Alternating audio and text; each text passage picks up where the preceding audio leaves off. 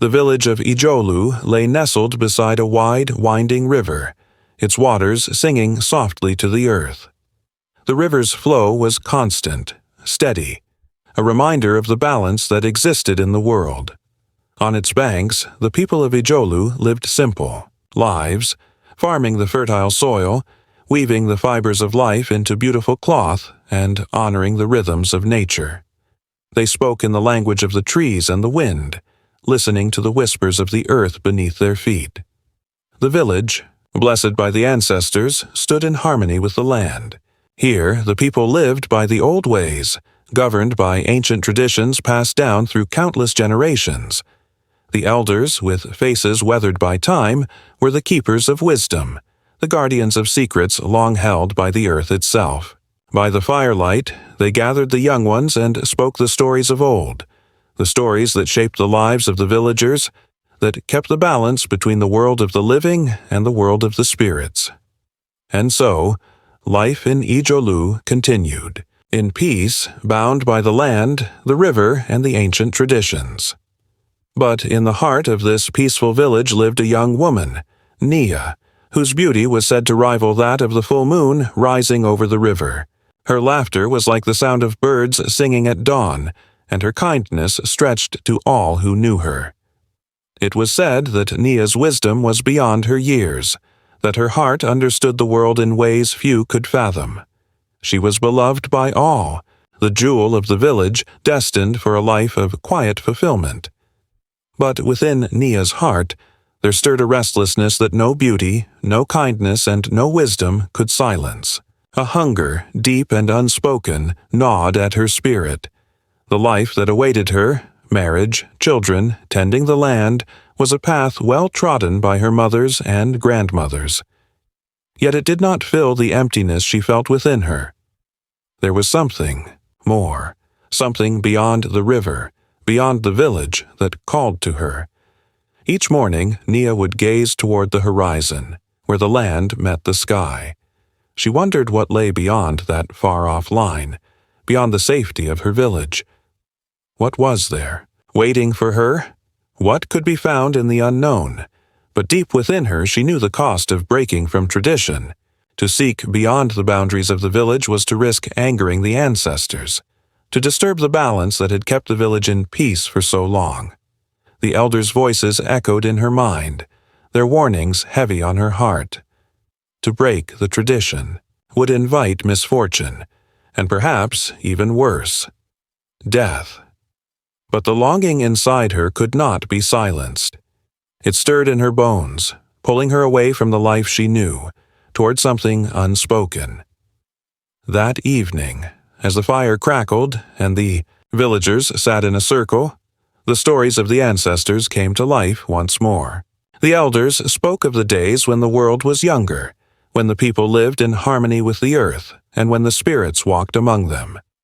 They warned the younger generation to remain true to the old ways, to never stray from the traditions that had been passed down. They spoke of the consequences of forgetting the wisdom of the past, the disaster it had brought to the land. But Nia's mind was elsewhere.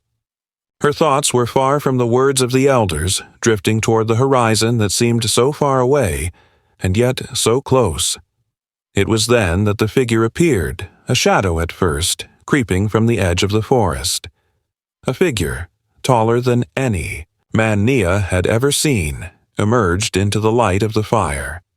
His clothes were strange, made of fine fabric unlike anything the villagers wore, shimmering in the flickering light. His skin, lighter than any villagers, seemed to glow under the moonlight, and his features were sharp, unfamiliar, even foreign. His eyes, though calm, held something deep, an ancient wisdom, or perhaps something more unsettling. The villagers went silent, their voices vanishing as the stranger stood at the edge of the circle. The elders' faces tightened, their gazes sharp, sensing something both strange and familiar about him.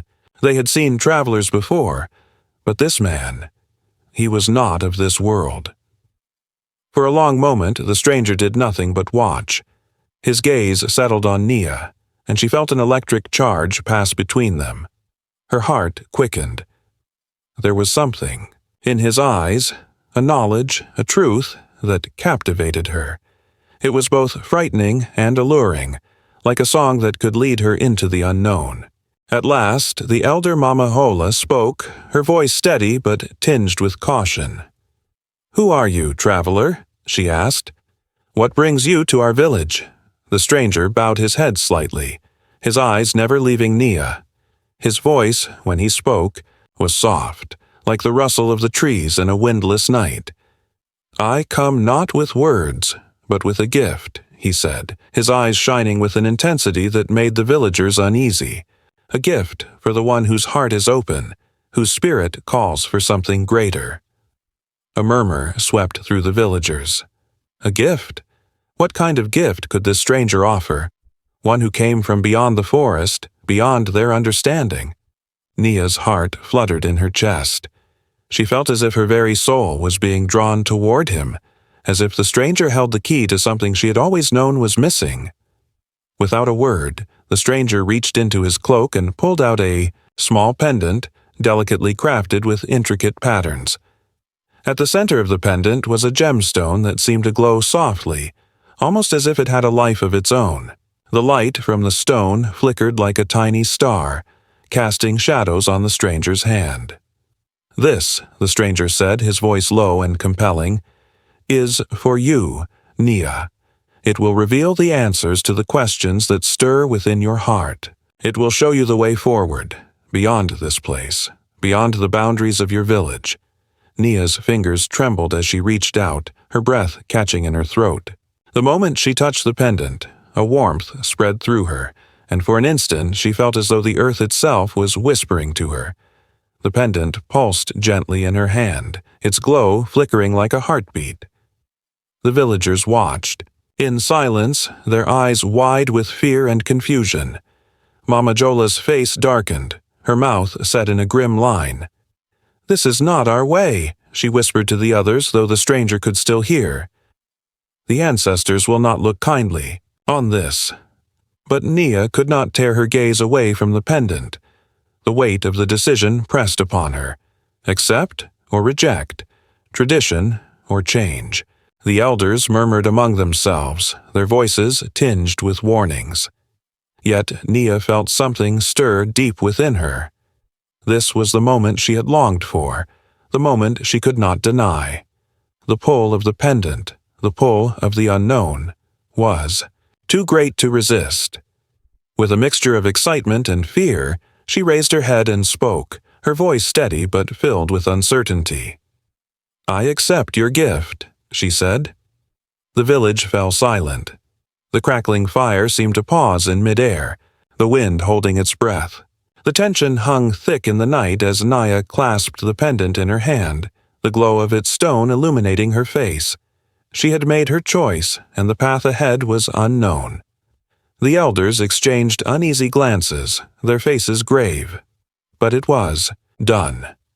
Nia had stepped onto a new path, a path that would lead her far from the safety of the village. The sun had barely kissed the horizon when Nia first felt the change. It started as a whisper, a tingle in her fingers that she couldn't explain.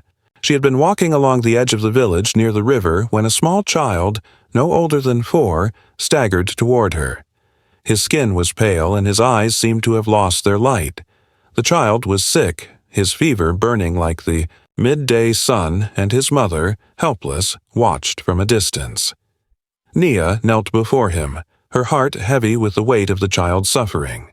But as her hands hovered over his body, a warmth spread from her chest to her fingertips.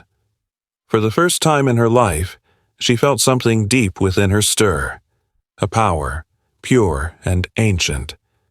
Her fingers brushed against the child's forehead, and in that moment the fever broke. The child's skin cooled instantly, and his eyes, once dull, sparkled with life. The mother gasped, her face a mix of disbelief and awe. You have healed him," she whispered, her voice trembling with gratitude.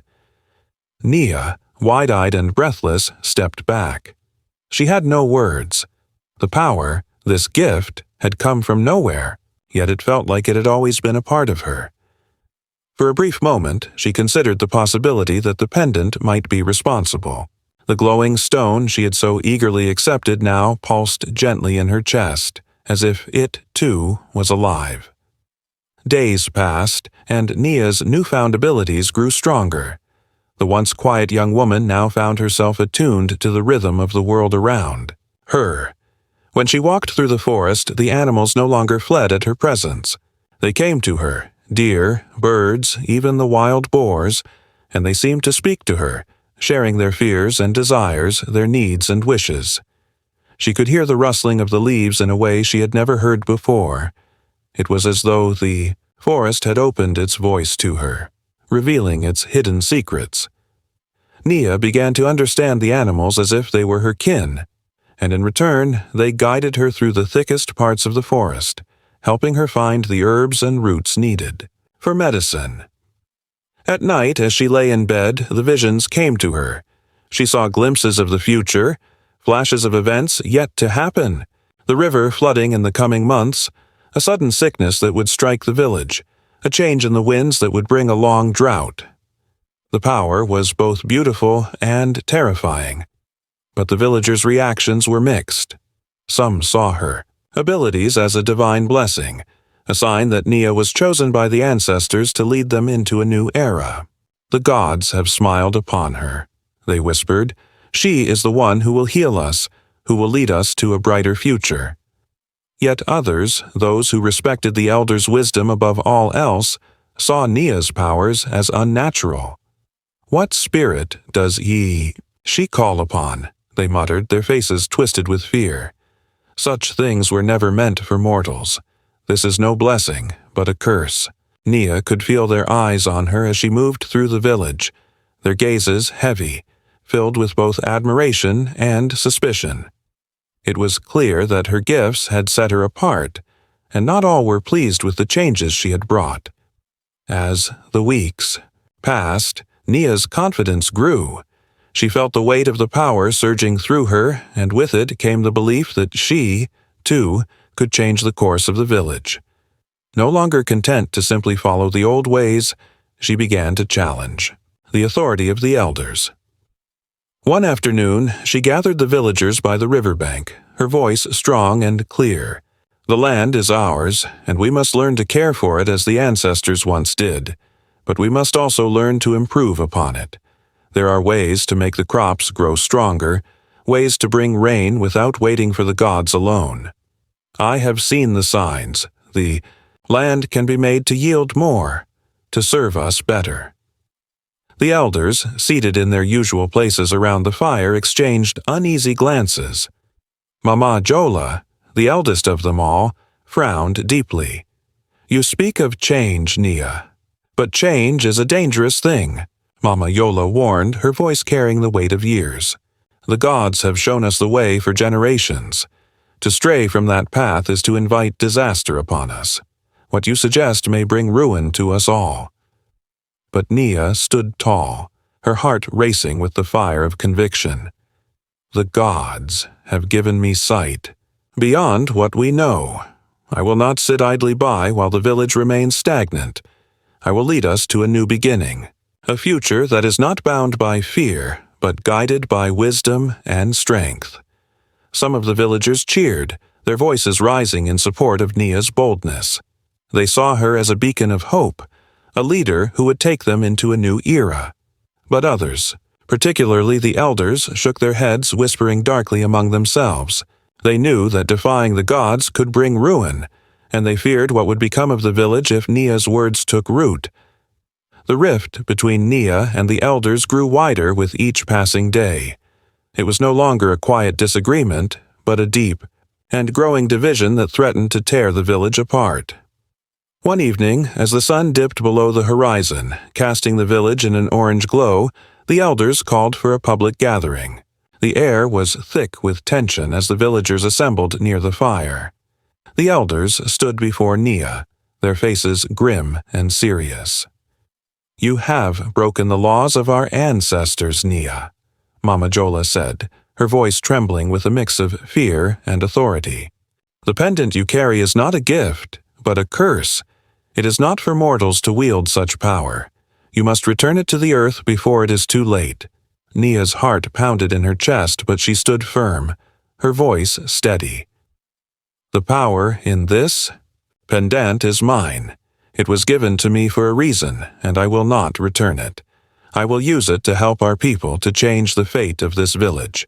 The elders' faces darkened, their voices rising in anger. "You do not understand, child," they cried. "Such power is not meant to be used by mortals. It will destroy everything you hold dear. The balance of the earth is fragile, and you are disrupting it." But Nia, emboldened by her newfound abilities and the support of those who believed in her, refused to back down. "I will not let fear control me. I will lead this village to greatness." The villagers, divided as ever, watched in silence, knowing that the path ahead would be fraught with danger. Nia had made her choice, and the elders had made theirs. As the night fell, the fire crackled and the winds whispered through the trees. The tension in the village was palpable, and the land seemed to hold its breath, waiting for what would come next. The once peaceful harmony had been broken, and now the villagers stood on the edge of a storm that would change their world forever. The village had known peace, a peace that was now slipping like sand through a clenched fist. The once fertile fields, where crops had ripened in abundance, now lay waste, their fruits decaying before they could be harvested. The once harmonious river now ran dry, its waters disappearing as though swallowed by the earth itself. The air had grown thick, heavy with the scent of death and decay. The animals, who had roamed freely alongside the villagers, began to act in ways that unsettled even the bravest of hearts. They raided homes, knocking down walls, overturning huts, and leaving destruction in their wake. Wild boars, usually content with the forest's bounty, now charged through the village with blind fury, their eyes clouded with madness. The villagers had watched in silence at first, hoping it was but a bad season. But the signs became too clear to ignore. Whispers began to spread from the elders' hearths to the young ones in the village square. "It is she," they said. "It is Nia, the one who defied the gods." And so the whispers turned into cries of accusation. Nia's power had been welcomed with open arms when it healed the sick and brought fortune to the fields. But now the very land was turning against them. The gifts that had once seemed divine now felt like curses.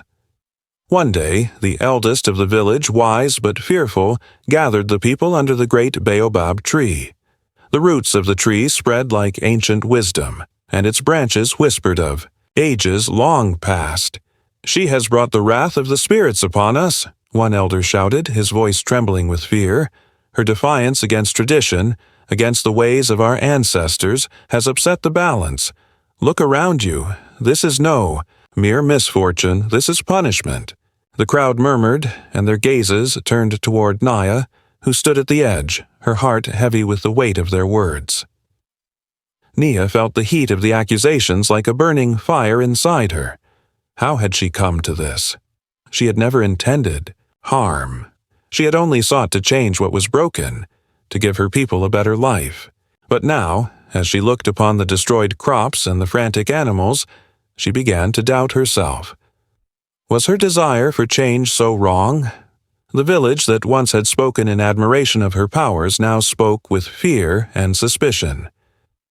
"She is cursed," one woman cried.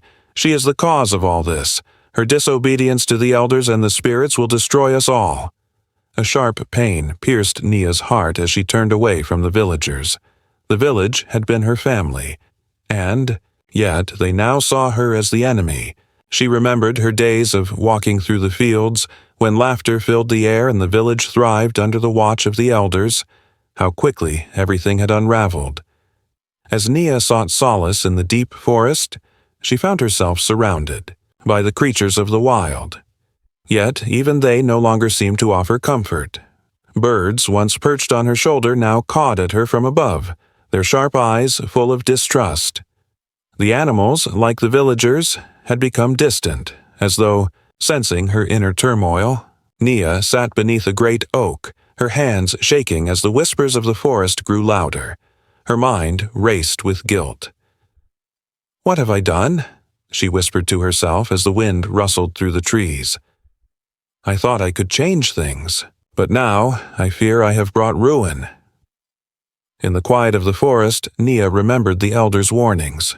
They had spoken of the ancient balance, the delicate relationship between nature and the village. The power that had come to her had been a blessing, but perhaps it was also a test she had failed to see. Her defiance of the gods, her desire to break free from tradition, had set off a chain of events that could not be undone. But there was no turning back now. Nia returned to the village, her heart weighed down by the knowledge that she had caused the suffering around her. She had been a beacon of hope, a light in the darkness, but now that light seemed to burn too brightly, consuming everything in its path. As the elders gathered once again, their faces were etched with sorrow, their eyes filled with the pain of a past they could no longer deny. They called Nia to the center of the village where the villagers stood, watching with eyes full of accusation. "You have brought the wrath of the gods upon us," one elder said, his voice breaking with regret. "Your defiance has torn the land asunder. The spirits demand that you return the pendant, for it was never meant for mortal hands." Nia stood tall, though her heart trembled. "I did not ask for this power.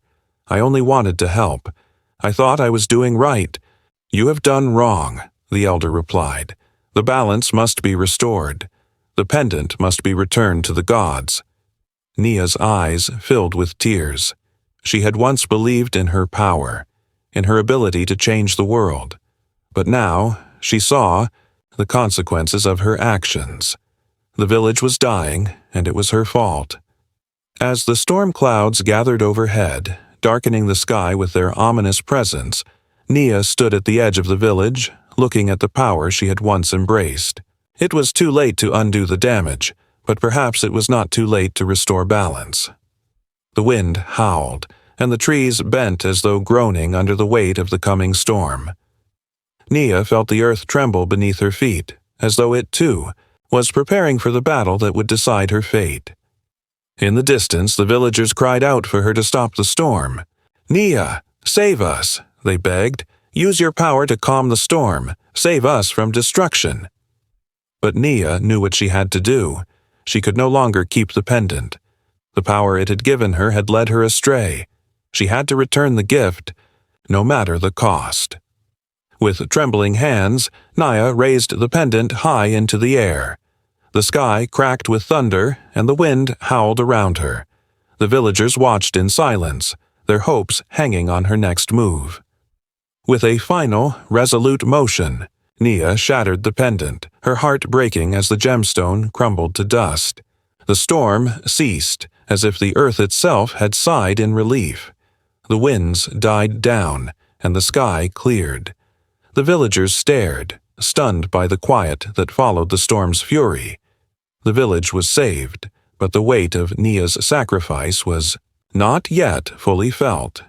She had given up the power that had brought her both joy and destruction, but in doing so she had also begun to heal the rift between herself and the village.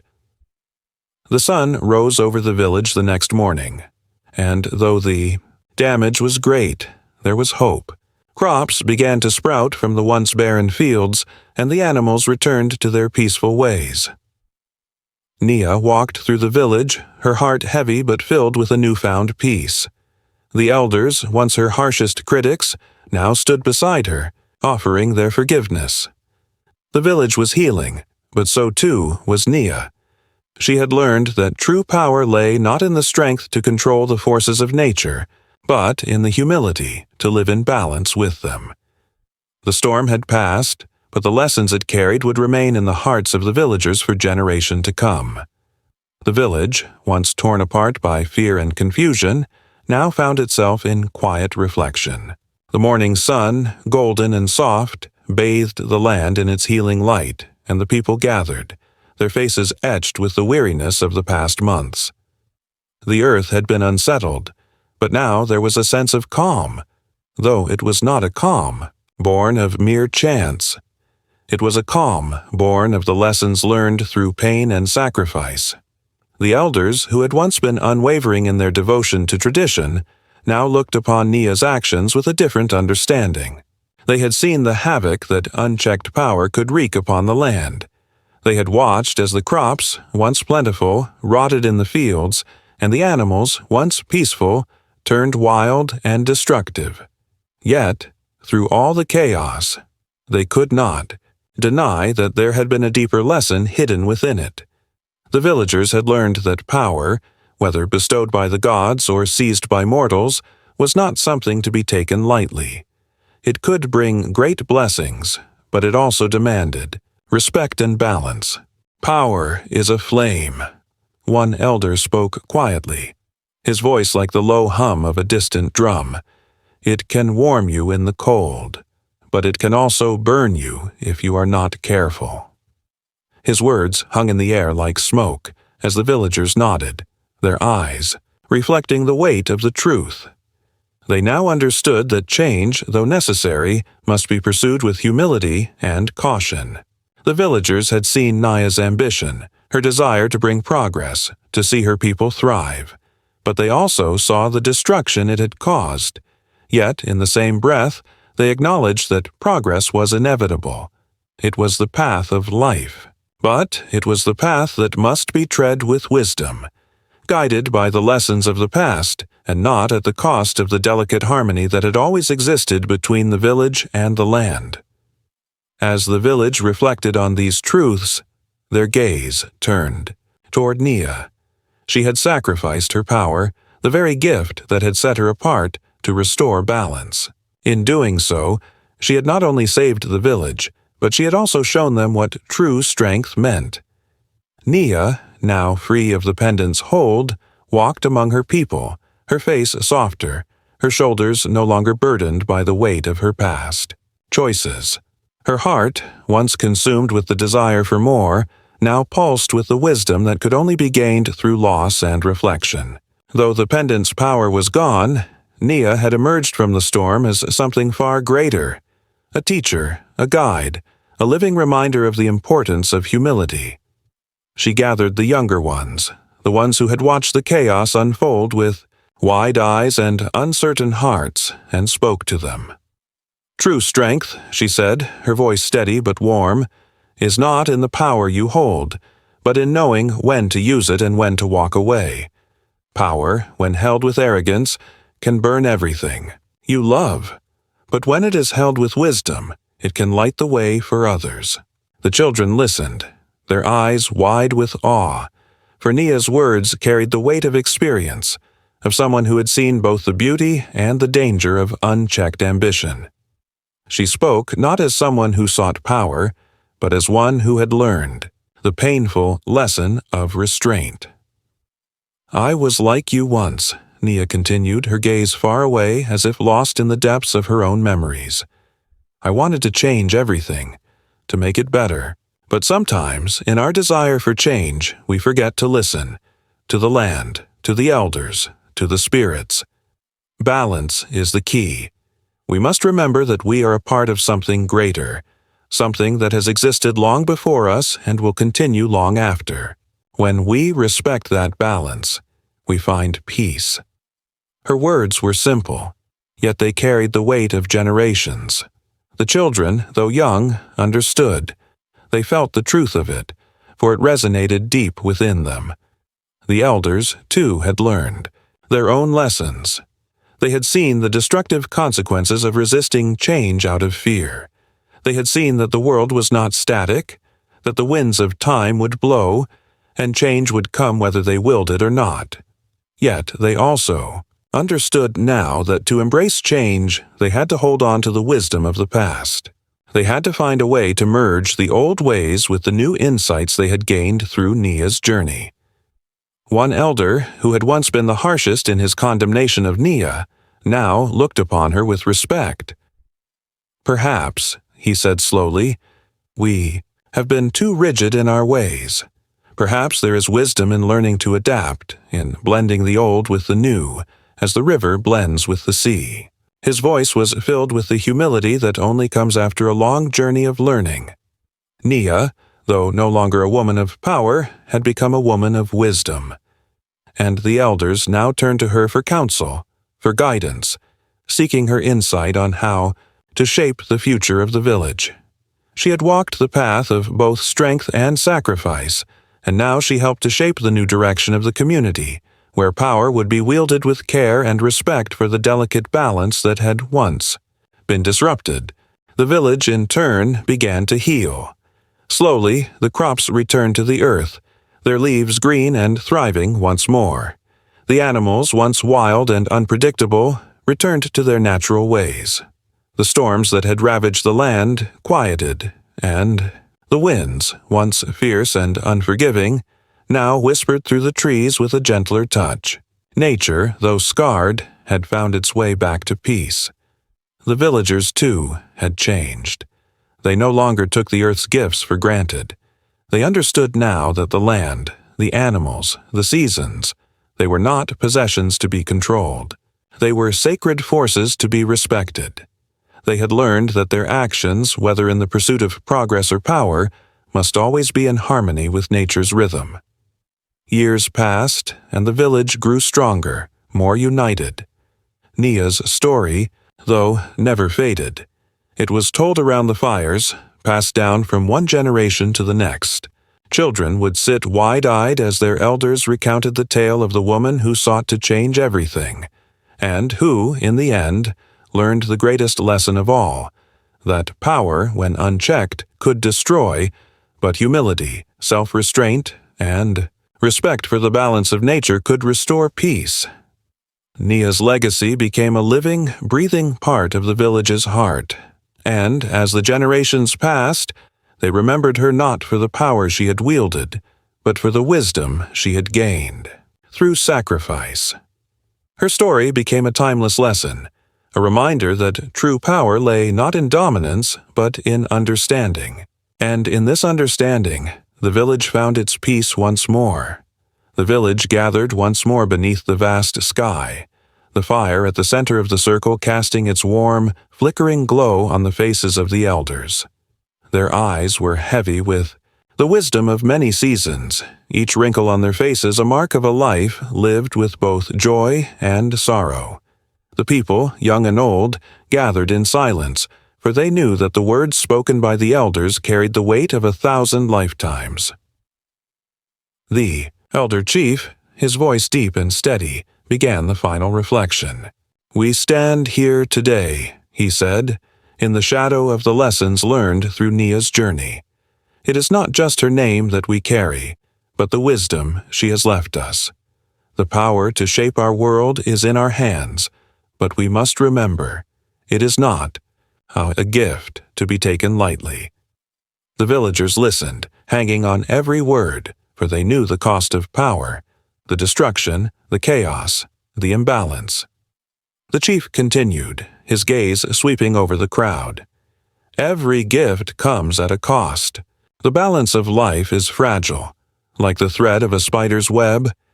If we pull too hard, it breaks. If we are too careless, it shatters. Nia's journey showed us this truth. Power, though it can bring great change, is also a burden." The fire crackled, the embers glowing brightly as if to underscore the elder's words. "We must never forget," the chief urged, his voice rising in solemn authority, "the delicate harmony between progress and tradition. If we forget the wisdom of our ancestors, we risk losing all that has made us who we are. Power must be wielded with humility, with respect for the land, for the ancestors, and for each other. It is not strength in force, but strength in wisdom that will guide us forward." The air was still as the villagers absorbed the gravity of the chief's words. The elder next to him, her voice soft but steady, spoke with equal weight. "The lessons of the past must guide the future," she said. "We too must learn from the struggles of those who came before us. It is not enough to live only for today. We must pass our wisdom down, as the river passes its waters to the sea." The villagers nodded, their eyes reflecting a quiet understanding. The elder continued, "The story of Nia will be told to every child born in this village, her rise to power, her fall, and her redemption. These are not just tales for us to remember, but lessons for them to learn. They must know the dangers of unchecked ambition, the importance of balance, and the price of power." "Yes," another elder added, her voice rich with the wisdom of many years. "Wisdom flows like a river, from one generation to the next. It must not be kept hidden, for it is the lifeblood of our community. Each child who hears Nia's story will know that power is not a possession, but a tool that must be used with care, or it will destroy everything it touches." As the flames grew dim, the elder's words grew even more urgent, more impassioned. "Nia," one elder spoke softly, "is not remembered for her ambition, but for her redemption. She is a symbol of humility. Her journey, filled with mistakes and sacrifice, has taught us that true strength lies not in what we take, but in what we give." The villagers sat quietly, their hearts heavy with the weight of her story. "We all walk the same path," the elder continued, "and none of us are free from the consequences of our choices. Nia has shown us that the price of power is steep, but she has also shown us that through humility, through sacrifice, there is a path to redemption." The chief spoke once more, his voice now gentle but firm. "Nia's legacy will endure, not as a cautionary tale, but as a beacon of hope.